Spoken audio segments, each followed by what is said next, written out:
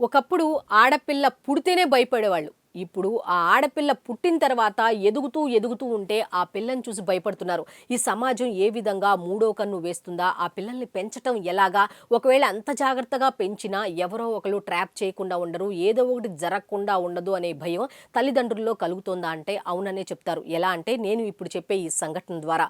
శ్రీకాకుళం జిల్లా ఇచ్చాపురంలో ఏం జరిగింది అంటే ఆవిడ పేరు నేనైతే చెప్పను గాని ఒక ఆవిడకు ఒక చిన్న కుమార్తె అయితే ఉంది. ఆమెని ఎంతో కష్టపడి ఆమె భర్త చనిపోవటంతో ఆ పిల్లను బాగా కష్టపడి 9వ తరగతి వరకు చదివించింది. ఇక 9వ తరగతి వరకు చదివించేసరికి పిల్ల మంచిగా, అందంగా నిగనిగలాడుతూ కనపడేసరికి ఆ తల్లికి ఒక ఆలోచన వచ్చిందనమాట. బయట ఈ జరుగుతున్న సంఘటనలన్నీ చూసిన తర్వాత రేపు నా పిల్లకు కూడా ఇలాంటి జరిగితే ఎలాగా? నాకు దిక్కెవరు? నా పిల్లకు దిక్కెవరు? అన్న భయంతో ఏం చేసిందంటే 10వ తరగతి వద్దు, ఇక పై చదువులు వద్దు అన్నట్టుగా ఆ పిల్లని ఒక 2 ఏళ్ళు ఒక గదిలో బంధించిందంట.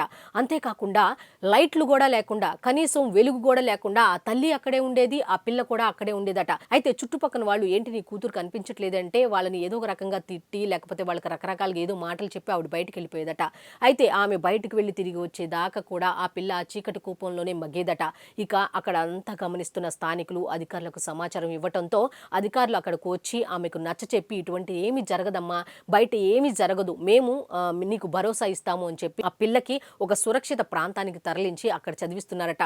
ఈ తల్లిని కూడా తన మానసిక స్థితి బాగోలేదన్న ఉద్దేశంతో ఆవిడకి ట్రీట్మెంట్ కూడా ఇప్పిస్తున్నారట. చూశారు కదా! మరి ఆవిడ చేసింది తప్పా? లేకపోతే బయట జరుగుతున్న సంఘటనల ఆధారంగా ఆవిడ అలా చేసిందా ఏమో తెలీదు గానీ, ఒక రకంగా ఇది ఎవరిని నిందించాల్సిన సమయం అంటారు?